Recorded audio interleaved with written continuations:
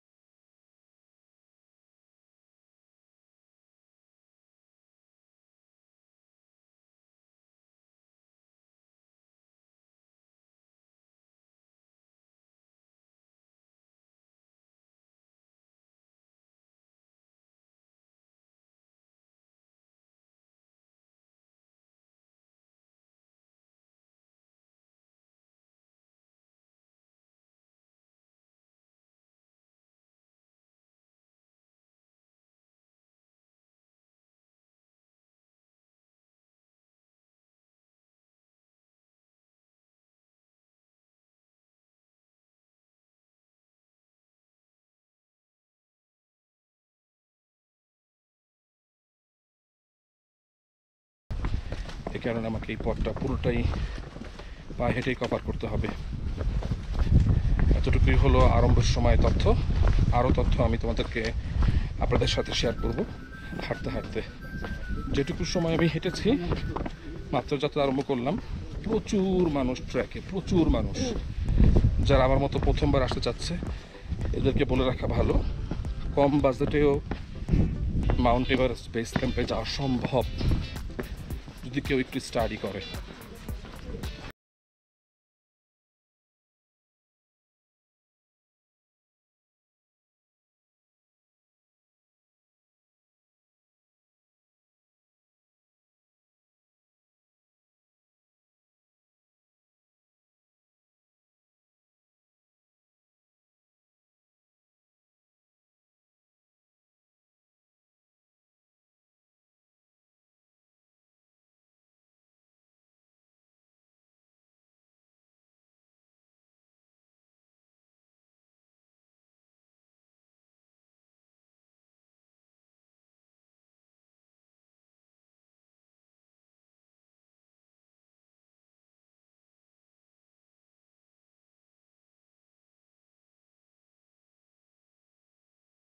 ঘন্টা 25 মিনিট।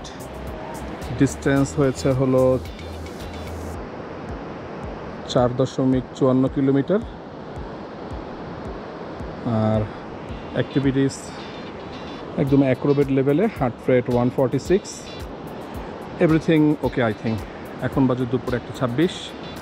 আর এই হলো ফাকদিনের অসাধারণ ভিউ।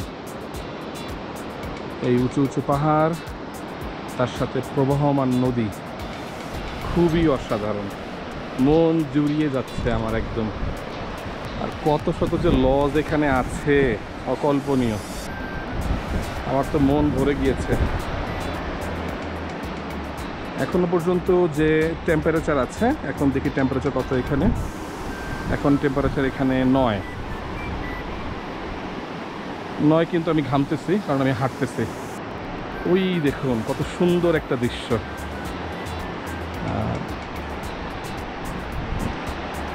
এগুলোর ডঙ্কি অথবা গাধা বলা যেতে পারে। ইংরেজি ডঙ্কি বলে, বাংলায় গাধা। এই গাধাগুলি সাসপেনশন ব্রিজ হয়ে এদিকে আসছে নদীর উপর দিয়ে। অসাধারণ লাগছে দেখতে। চলুন এক নজরে দেখে নিই টোটাল ফাকদিনটাকে। এখান থেকে হলো এন্ড পয়েন্ট, ব্রিজের উপর থেকে এই নদী হয়ে প্রবাহমান নদী। ওই উপরে আরও কিছু রাস্তা চলে গিয়েছে, দেখা যাচ্ছে। বেশ গাছগাছালি আছে, এটা দেখে ভালো লাগতেছে আমার। এই হলো নেপালের জাতীয় ফুল, ইংলিশে সম্ভবত অর্ডিনেন্টাল বলে, প্রপার প্রোনাউন্সিয়েশনটা আমার জানা নেই। ওরা এই পাথুরে মাটিতেও শস্য ফলাচ্ছে, যেটা বলে আর কি, যদি ভালোবাসা দাও পাথরেও ফুল ফোটাবো। ওই উপরে দেখা যাচ্ছে আরেকটা ভিলেজ, আর এই হলো ফাকদিন ভিলেজ। মোটামুটি এরকমই, খুব একটা চড়াই উতরাই নেই। আমার কাছে তো এখনও পর্যন্ত ভালোই লাগছে। অল্টিটিউড যত বেশি গেইন করব তখন বেশি ঝামেলা হবে, এটা বুঝতে পারছি। এর আগ পর্যন্ত সব কিছু ভালোই, আলহামদুলিল্লাহ। এখনও পর্যন্ত সহি সালামতেই ভালো মতোই আগাচ্ছি। যখন আপনারা কেউ এখানে আসবেন, এই যে ফাকদিনের পরে যে চলার পথে দেখুন ওরা এখানে টিন দিয়ে একে আটকে দিয়েছে। এই দেখুন একটা সম্পূর্ণ খোলা অবস্থায় আছে। এই যে এগুলি কিন্তু খুবই ডেঞ্জারাস। আমি একটু বাঁকা করে দিচ্ছি যেন কারোর শরীর ঢুকে না যায়। এগুলো দেখে একটু হাঁটা, বামে খুব বামে চেপে না যাওয়া, এই কয়েকটাই, পরেরগুলোতে আবার নেই। ওকে, হাঁটবো আর অভিজ্ঞতাগুলি আপনাদের সঙ্গে আমি শেয়ার করে নিব। হ্যাঁ, অবশ্যই আমি খুব প্রফেশনাল কোনো ব্লগার নই। আমি আমার ভ্রমণ এর অভিজ্ঞতাগুলিকে ছোট ছোট করে শেয়ার করছি, কারণ টিচিং প্রফেশনের পাশাপাশি আমি অতটা সময় করে উঠতে পারি না যে আমার চলমান ব্লগগুলিকে জোড়া লাগিয়ে সুন্দর করে ভিডিও বানিয়ে বা মিউজিক দিয়ে কিছুটা অ্যাট্রাকশন অ্যাড করে ভালো মানের থাম্বনেল বানিয়ে এগুলো আসলে আমার দ্বারা হয়ে ওঠে না, ব্যস্ততার কারণে আমার। এরপরে ব্যস্ততার মাঝে আমি যতটুকু সময় পাই আমি চেষ্টা করি আমাকে কিছু সময় দেওয়ার জন্য। স্পেশালি আমার রিকোয়েস্ট আমার যারা স্টুডেন্ট তাদের প্রতি, নিজেকে অন্য কোথাও লিপ্ত না করে নিজেকে ভ্রমণে লিপ্ত করার মতো অসাধারণ কর্ম অন্য কিছু হতে পারে বলে আমি মনে করি না। ভ্রমণ শুধু নিজেকে চাঙ্গাই রাখে না, পাশাপাশি ভ্রমণ আপনাকে সব সময় নতুনত্ব এনে দেবে আপনার জীবনে। আর এই ধরনের স্থান আমি প্রথমে কাউকে আসতে বলবো না। আমার যদি কোনো স্টুডেন্ট কখনো এই ধরনের হাই অল্টিটিউড ট্র্যাকে আসতে চায়, তাদেরকে বিনীত অনুরোধ করব যারা সিনিয়র তাদের কাছ থেকে পরামর্শ নেওয়ার জন্য, অথবা যারা এক্সপিরিয়েন্সড এই এলাকার, অথবা যারা এখানকার অধিবাসী, তাদের সঙ্গে কথা বলে জেনে শুনে বুঝে পরামর্শ নিয়ে তারপরে আসা, হুটহাট প্ল্যান না করে চলে না আসা। চলছি। আর প্রচুর পরিমাণ গাধা দেখা যায় এখানে। এগুলি কিন্তু এখানকার লাইফ লাইন। এদের ছাড়া কিন্তু উপরে কোনোভাবেই খাদ্য সরবরাহ করা সম্ভব নয়। আমি বেশ উপভোগ করছি আমার এই ভ্রমণটাকে এখনও পর্যন্ত। আজকে আমার প্রথম দিন চলছে। একটা কথা এখানে বলে রাখা খুব ভালো, এখন তো খুব প্লেন লেন বলতে গেলে একরকম, তাই হয়তো মুখ দিয়ে কথা বের হচ্ছে, হাসি হাসি ফেস, ভালো ভালো অভিজ্ঞতা। আইয়ে আপ লোক, আইয়ে আপ আয়। ওকে, আসসালামু আলাইকুম রহমতুল্লাহ। শুভ সকাল চকচক থেকে। চকচক থেকে আজকে শুভ সকাল। আমি আজকে হলো 6 এপ্রিল 2024, সকাল প্রায় 7টার মতো বাজে। আজকে যাত্রা আরম্ভ হয়ে গেল। সকালবেলায় আমি উঠে একদম ফ্রেশ হয়েছি, শেভ করেছি, ওয়াশরুমে গিয়েছি, একদম সব কিছু ওকে করে একদম বেরোতে বেরোতে আমার 7টা বেজে গেছে। আমি সকাল 6টায় ঘুম থেকে উঠেছি আজকে। আর সকালবেলা বেরোয়ার একটু কারণ হলো এটা যে রোদটা একটু এড়িয়ে যাওয়ার জন্য, কারণ এখানে এখনও দুপুরবেলা বেশ রোদ, অনেক রোদ থাকে। রোদটা একটু এড়িয়ে যাওয়ার জন্যই সকাল সকাল বের হওয়া। আজকে ইচ্ছা আছে নামচে চলে যাওয়ার জন্য, যদি সম্ভব হয় নামচের আরেকটু উপরে যাব, যদি সম্ভব হয়। এখনও বলতে পারছি না। অল্টিটিউডের বিষয়, এখানে কোনো বাড়াবাড়ির কোনো সুযোগ নেই। আস্তে আস্তে হাঁটা, বেশি পরিমাণ পানি পান করা, হাঁপিয়ে গেলে বিশ্রাম নেওয়া, এগুলি করে করে করে করে যতটুকু যেতে পারি আর কি। সকালবেলাতেই খাবার হিসাবে শুধু শেরপাটিটা নিয়েছি আমি, আর কোনো কিছুই না। শুধু শেরপাটিটা আমি গ্রহণ করেছি, যেটা চকচকে দাম ছিল হলো 150 নেপালি রুপি। আর এই সুন্দর নদীর যে গর্জনটাতেই সকালবেলায় ঘুম ভাঙে। এত সুন্দর গর্জন। আর আমার রুমের যে ভিউ ছিল, এই নদীর দিকে একদম মুখ করা ভিউ ছিল আমার রুমটা একদম ছোটোখাটো একটা রুম ছিল আমার। আমি খুব সস্তাতে রুম খুঁজতেছিলাম এবং ঠিক তাই হয়েছে। আমার যে পোর্টার গাইড রয়েছেন, উনি আমাকে ঠিক আমার যেরকম চাহিদা ছিল খুব সস্তার মধ্যে যেন ম্যানেজ করে দেয়, উনি তেমনটাই আমাকে ম্যানেজ করে দিয়েছিলেন। আজকে প্রথম দিন, মানে গতকালকে প্রথম দিন আমার খরচ ছিল 1450 নেপালি রুপি। 500 টাকা দিতে হয়েছে হলো রুম ভাড়া, 500 টাকা দিতে হয়েছে ডাল ভাত খাওয়ার জন্য, 150 টাকা দিতে হয়েছে হলো শেরপাটির জন্য, আর 300 টাকা দিতে হয়েছে ওয়াইফাইয়ের বিলের জন্য। আর ওয়াইফাইয়ের জন্য যে দিতে হবে পেমেন্ট, এটা আমার জানা ছিল না। সকালে যখন আমি বিল দিতে গিয়েছি তখন আমি দেখতে পেয়েছি যে ওয়াইফাইয়ের বিল দিতে হচ্ছে। এই বিলে মোটামুটি 1450 টাকা দিতে হয়েছে সকালবেলায়। আমি রাতের বেলায় সব কিছু মোটামুটি চার্জ করে নিয়েছিলাম। সকালবেলায় গোপ্রোটা আমি আরেকটু চার্জ দিয়ে নিয়েছি, যেন আমার চলার পথে যেন কোনো সমস্যা না হয়। এই ছিল মোটামুটি কালকে থেকে আজকে সকাল পর্যন্ত অ্যাক্টিভিটিস। আর এখন তো আর্লি ইন দ্য মর্নিং হাঁটা আরম্ভ করলাম। খুব ধীরে ধীরে হাঁটছি, খুব আস্তে আস্তে অল্টিটিউড গেইন করব, যেন কোনো প্রবলেম না হয়। তো যখন কিনা আমি বেরোচ্ছিলাম টুকটুক থেকে, তখন যাদের লজে আমি ছিলাম, ভদ্রলোক আমাকে বলতেছিল প্রচুর পরিমাণ পানি পান করবেন এবং স্লোলি যাবেন। আমি ওনাকে বললাম হ্যাঁ আমি এটা জানি। উনি জানার পরও আপনাদেরকে আবার মনে করিয়ে দেওয়া এই জন্য, কারণ এটাই হওয়া উচিত। সবাইকে আমরা এটাই মনে করিয়ে দিই যে আস্তে হাঁটবেন, প্রচুর পরিমাণ পানি পান করবেন। সিজনে মানে হলো যখন বর্ষা হবে তখন এখানে কত বড় একটা ঝর্ণা হবে, বিশাল বড় ঝর্ণা হবে। এটা নির্ঘাত, কোনো সন্দেহ নেই। কত বড় বড় পাহাড়কে পিছনে ফেলে চলে যাচ্ছি। It's huge gentleman, huge.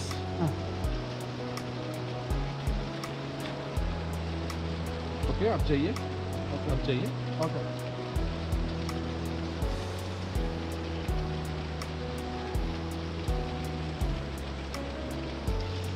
এই অঞ্চলে চলার সময় একটা জিনিস খুব ভালো মতো লক্ষ্য করলাম, সেটা হলো যে সব জায়গাতেই প্রচুর পরিমাণ টি হাউস অথবা প্রচুর পরিমাণ লজ, প্রচুর পরিমাণ হোটেল, প্রচুর পরিমাণ এখানে অনেক বেশি আর কি। এখনো পর্যন্ত যেটুকু দেখলাম মনে হলো যে এটা খুবই ভালো ব্যাপার আর কি। পেমেন্ট করবেন আর এনজয় করবেন।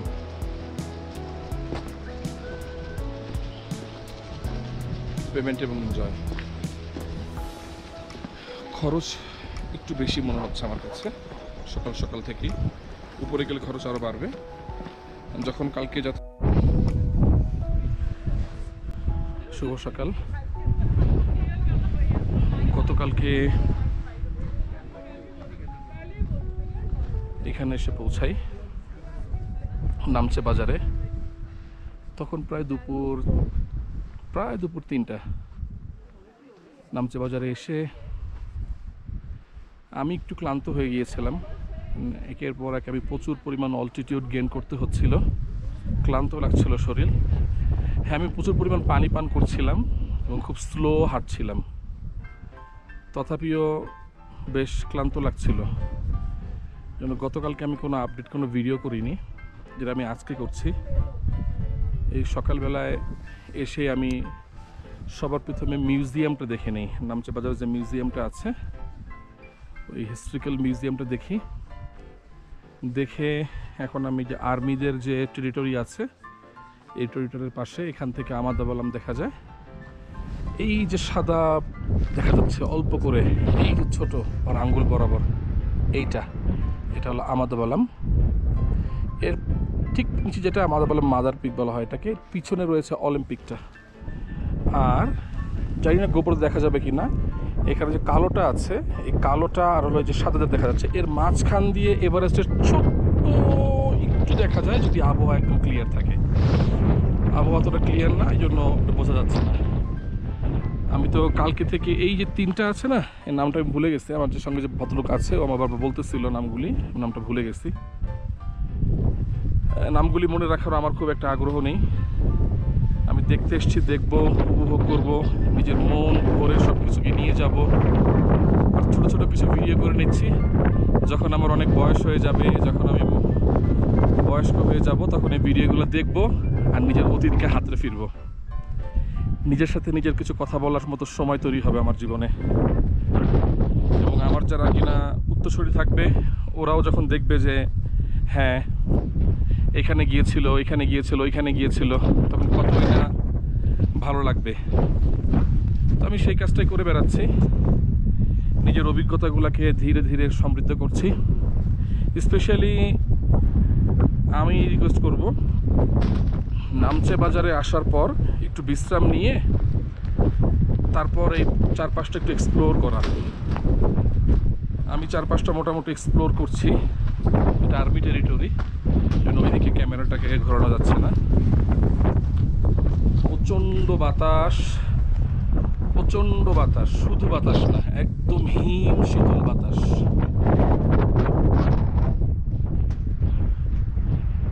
জানি না গোপুর দেখা যাচ্ছে কিনা। এই যে আমার আঙ্গুল বরাবর এইখানে একটা রেস্টুরেন্ট রয়েছে, ঠিক এইখানে, এত উপরে। হেলিকপ্টারে করে মানুষ ওখানে যায়, ওইখান থেকে মাউন্ট এভারেস্টের ভিউ নাকি ভালো দেখা যায়, তাই ওখানে মানুষ যায়। আমার জানা নেই, আমি শুনেছি, আমার শোনা কথা এগুলি।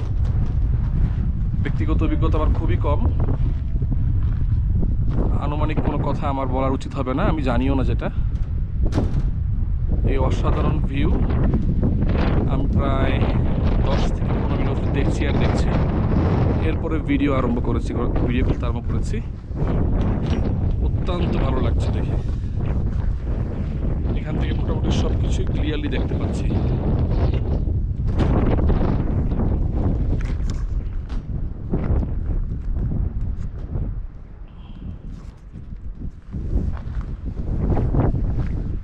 দেখুন কত উপরে রেস্টুরেন্ট করেছে। কালকে এখানে রাত্রিবেলায় -6 ডিগ্রি হয়ে গিয়েছিল, এত ঠান্ডা যে আমি ভারী পোশাক পরেছি। এবং আমার যে চামড়ার যে মোজাটা আছে, যেটা আমি বাংলাদেশে সাধারণত পরি, এই চামড়ার মোজাটার ভিতরে মেরিনা উলফের মোটা আরেকটা মোজা পরে স্লিপিং ব্যাগের ভিতরে ঢুকে তার উপরে লেপ দিয়ে তারপরে ঘুমিয়েছি। আলহামদুলিল্লাহ ভালো ঘুম হয়েছে, প্রায় 6 ঘন্টার উপর আমি ঘুমিয়েছি। এখানে আমার আর একটা বড় অর্জন হলো এরকম যে আমি নেপালে কিছু স্টুডেন্ট পেয়েছি যাদের সাথে আমার খুব ভালো ফ্রেন্ডশিপ হয়েছে, খুব ভালো বন্ডেজ হয়েছে। ওরা আমাকে ইনভাইট করেছে, ওদের ব্যক্তিগত রেস্টুরেন্ট রয়েছে হলো ডিম্পোচেতে। তো ওরা ইনভাইট করেছে, স্যার প্লিজ আপনি ওখানে আসুন, আমরা আপনাকে ইনভাইট করছি, আমরাও যাচ্ছি উপর দিকে, আপনি আস্তে আস্তে আসতে থাকুন, ওইখানে আপনার সাথে আমরা খুব ভালো কিছু সময় কাটাবো। তো আমার এই কথা শোনার পরে খুবই অসাধারণ লেগেছে যে অ্যাজ এ টিচার আমি প্রপার রেসপেক্ট সব জায়গাতেই পাচ্ছি, এবং যখন